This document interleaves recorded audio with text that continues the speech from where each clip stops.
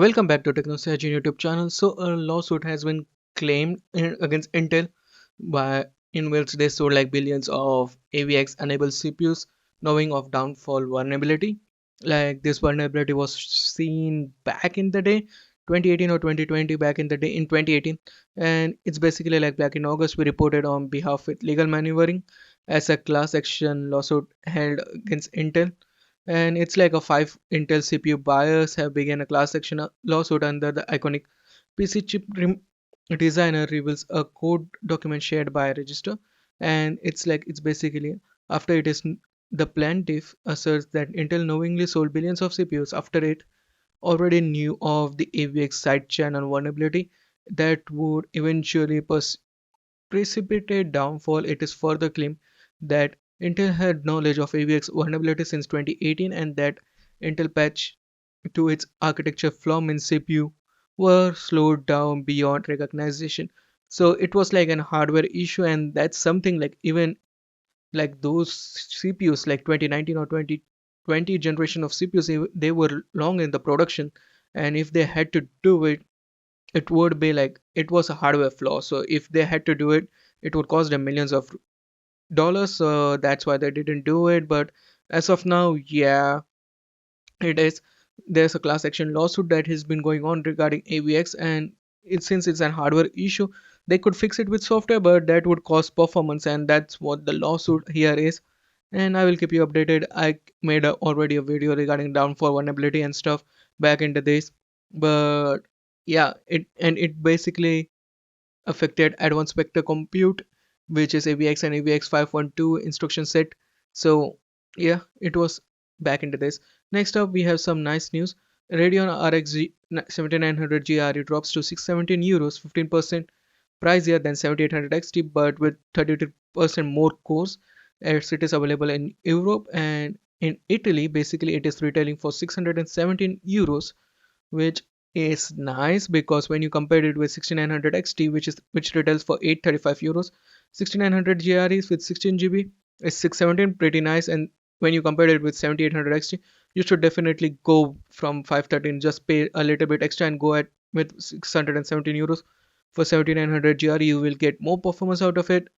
So yeah, it's a pretty nice deal. Next up, NVIDIA announces CES 2024 special address, and most likely RTX 40 series Super series is coming. And we have some news regarding WCCF Tech. Like on January 8, NVIDIA will deliver a special address during CES 2023 2024. It's set on Monday, Jan 8, 8 a.m. Pacific. So yeah, and according to WCCF Tech, we will get RTX 40 series Super in it, and there were plans about 4090 Super also, but they dropped it. And also 4080 Super, everything is here as of now. According to WCCF Tech, 4080 Super will provide almost 5% increase. And yeah, 4080 performance, 4080 Super, 4070 Ti Super, and 4070 Super specs is here. Specs and performance is here basically. And yeah, it will perform pretty good, and it is 3 to 5% increase with when you compare it to 4080 versus 4080. 4080 Super will provide 3 to 5% on average increase. 4070 Ti Super versus RTX 4070 Ti will promise 50% faster on average, while 4070 Super, when you compare it with RTX 4070, will provide you 14% faster on average, which is nice to see.